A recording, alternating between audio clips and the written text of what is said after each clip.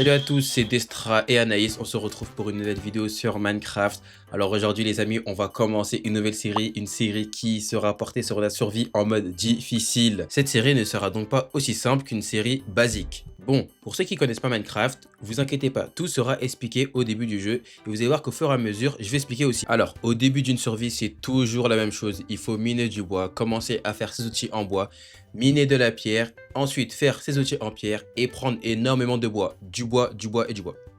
Maintenant que j'ai un stack de bois, ce qu'on va faire après, c'est tuer beaucoup d'animaux.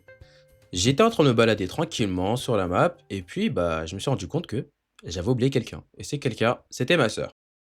Je me retrouve au final à courir partout dans les bois alors qu'il fait nuit et qu'il y a les monstres. Je monte sur des arbres, je lui demande ses coordonnées, j'ai réussi à la retrouver, mais au final, je me rends compte que mon logiciel a complètement bugué et donc que je n'ai pas pu enregistrer le son du jeu. Mais bon, passons à autre chose directement. Bon, voici ce que j'ai pu récupérer, 9 de poulet cru, 16 de bœuf cru, 21 de mouton cru et puis 22 de viande de porc cru. Après ça, ce qu'on s'est dit, c'est qu'on devait bouger d'île parce qu'avec ma sœur, on avait fait le tour et le biome était complètement nul. Donc c'était parti pour des heures et des heures de bateau. Au final, on a passé à peine une seule journée et en fait, on a commencé à trouver une île. On a posé nos lits, on a dormi et puis fallait commencer à se faire un stuff. Donc on avait des minerais en haut, on a commencé à miner le charbon qui nous permet de faire des torches, faire cuire des minerais. Ensuite, on avait du fer, on a commencé à le prendre et par la suite, on se baladait. On est tombé sur ça. Hop hop hop, pause. Je vais vous expliquer, vous inquiétez pas. Hop hop hop, je vais vous expliquer. Vous voyez ce qu'il y a là-bas? C'est des citrouilles. Pour ceux qui ne le savaient pas, si vous voyez des citrouilles, ça veut dire que pas très loin, il y aura un village. Et les villages, c'est très important, car on peut trouver plusieurs ressources et on peut manger gratuitement. Mais faut déjà le trouver, le village. En regardant au loin, j'ai cru apercevoir le biome savane. Et mon intuition me disait qu'il y avait quelque chose là-bas. Donc pour moi, fallait y aller. On tombe sur un portail du Nether cassé, pas grand chose. Et devinez, je tombe sur quoi? Un peu plus loin, un village qui est situé juste à côté d'une énorme grotte qui sera parfait pour la recherche de nos minerais. Ma sœur et moi, on décide donc de poser un coffre et de déposer nos affaires un peu lourdes. Et on décide de plonger directement dans la grotte. On mine du fer et du fer. Puis on décide d'aller en profondeur. Et puis... c'est arrivé. Et là, je vous dis, c'est très chaud. Bon, si vous regardez bien, il y a un bébé zombie, il y a un demi-cœur, mais il faut savoir ce qui s'est passé avant. D'habitude, quand on est à deux, il y en a un qui attire les monstres et l'autre qui va les taper par derrière. Sauf que cette fois-ci, regardez ce qu'elle fait. Rien. Et c'est bien ça le souci. Help me! Bref, passons. Je me retrouve donc à me cacher parce que j'ai pas beaucoup de cœur. J'attends que ma vie se régénère et puis je commence à ressortir. J'ai littéralement couru. À ce moment-là, je finis par trouver mon premier diamant. Sauf que la vie n'est pas toute belle, donc il y a plein de monstres qui commencent à spawn, et je commence à me faire éteindre. Et devinez ce que je vais faire, je vais me cacher. Par la suite, je fabrique un four afin de faire cuire mes minerais, afin de réaliser une armure. Une fois mon armure réalisée et mon épée, donc je décide de continuer à explorer la grotte. Et là, faut avoir l'œil parce que en bas à droite, il y a du diamant. Et je suis sûr que vous l'aviez pas vu.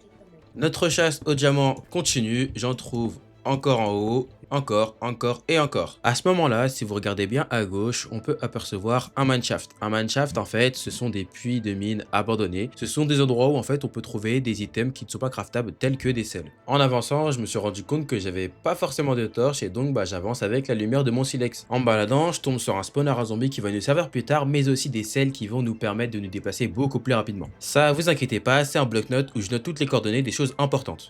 En continuant un peu plus loin, je tombe sur un spawner à araignées empoisonnées. Celui-là, je le déchire, je le casse parce qu'il me fait un peu plus peur. Et je décide de sortir par la suite. Je pense à réaliser un MLG avec un seau d'eau et puis regarder l'action magnifique que je vais réaliser.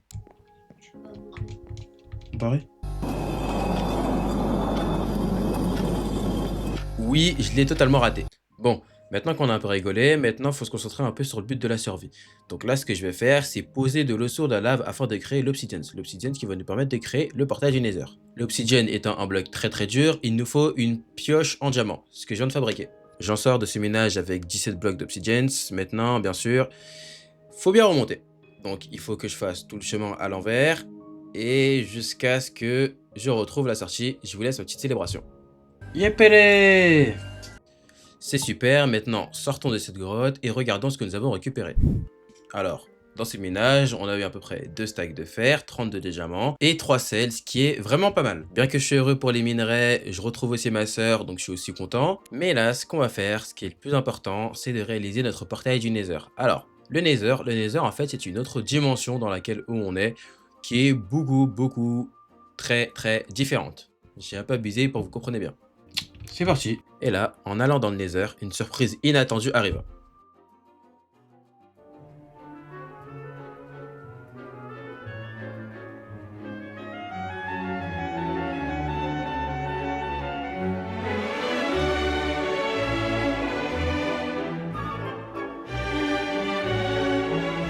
Pour ceux qui n'auraient pas compris, en fait, je suis directement arrivé dans un endroit qui s'appelle le château du Nether.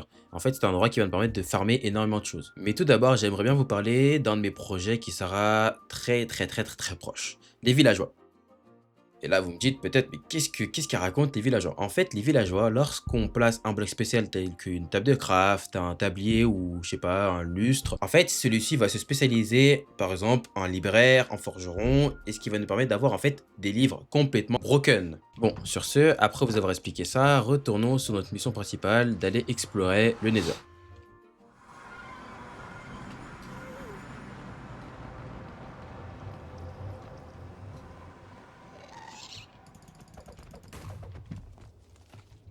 Hey, tu fais quoi là?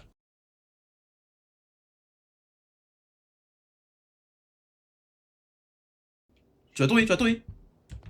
C'est pas possible. Là, s'il vous plaît, sur cette action, comprenez-moi. J'ai farmé des minerais et je vois ma soeur qui n'arrive pas à sortir du portail du Nether tomber dans le vide. Bon, c'est pas grave. Nous, on part à l'exploration, de chercher le spawner à Blaze. On tombe dessus, c'est pas mal, mais bon, il y a plusieurs mobs.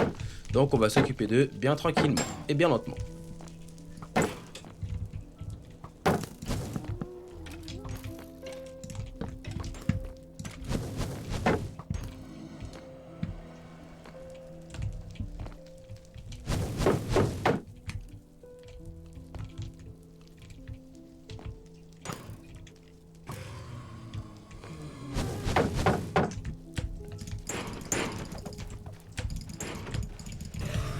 Ok, bâton de Blaze, ok, c'est bon.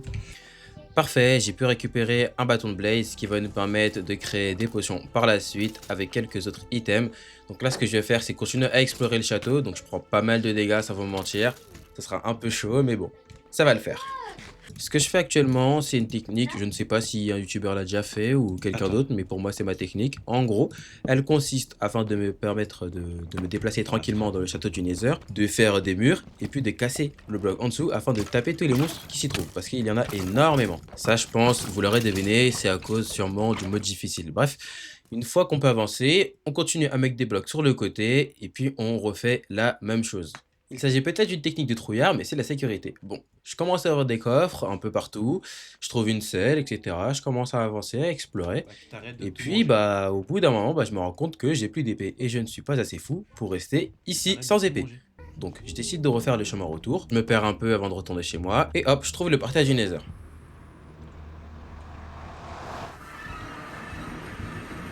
Bref, je rentre chez moi, je dépose mes items et je commence à prendre de la terre parce qu'il me manque des blocs afin de créer ma technique. Et c'est directement reparti dans le Nether. Une fois arrivé dans le Nether, je vous laisse un peu sans voix off parce que je trouve que c'est un moment assez difficile et je trouve qu'il est assez remarquable. C'est pas grave si je fais un peu. Alors je prends juste une épée en pierre. Aïe. Je dois ne pas et je prends juste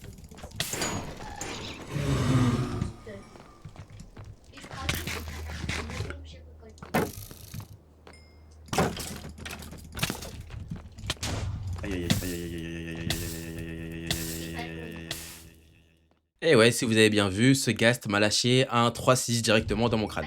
Bref, c'est reparti pour exploration et je me suis rendu compte que j'avais pas fait ma technique ici au centre, qui est assez importante. Au final, je vais aller attirer ces mobs qui sont en fait assez importants parce qu'ils dropent en fait de la crème de magma. Cette crème de magma permet de réaliser en fait une potion de fire resistance, de résistance de feu que j'affiche en haut à droite. Bon, maintenant je pense que vous me connaissez, j'adore explorer et je bloque les trous de lave jusqu'à ce que je vois sur le côté.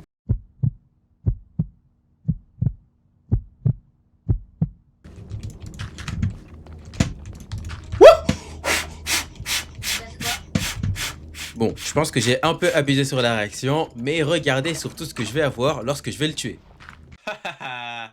avec en surplus un petit rire d'antagoniste. Ce que je suis en train de faire, c'est regarder un peu partout pour essayer de trouver un autre item qui est important pour les potions. En fait, il s'agit des verraies du Nether. Les verraies du Nether, en fait, elles permettent de créer aussi en partie les potions, tout simplement.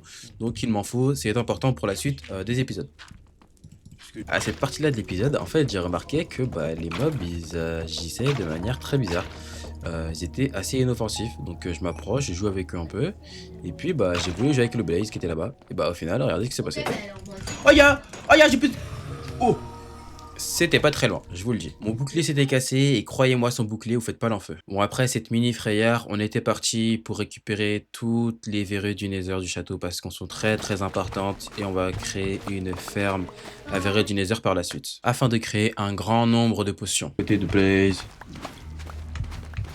C'est vraiment à côté. Genre, c'est donné, genre. Honnêtement, c'est donné. Je vous le dis, pas moi.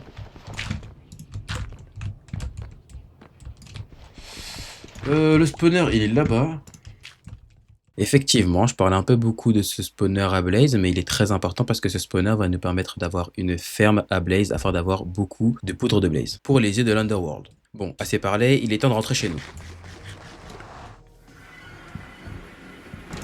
Avant la fin de la vidéo, je me devais de vous dire ce qu'on a envie de tester avec ma soeur. Ce qu'on a envie de tester, c'est le biome Pale Garden. Ce qu'on a envie de tester dans ce nouveau biome, c'est le monstre. Outre cet objectif-là, ce qu'on a envie de faire, c'est de créer une maison à l'image de ma soeur dans le biome Sakura qui a l'air d'être totalement incroyable. À présent, sans plus tarder, passons à ce que nous avons récupéré. Donc on peut voir que j'ai récupéré pas mal de verrues du Nether, quelques sels et bien sûr quelques bâtons de blaze qui font pas de mal. En réalité, c'est pas énorme, mais je reste satisfait parce que de toute façon, l'exploration n'est pas finie dans le Nether en tout cas, ça c'est sûr.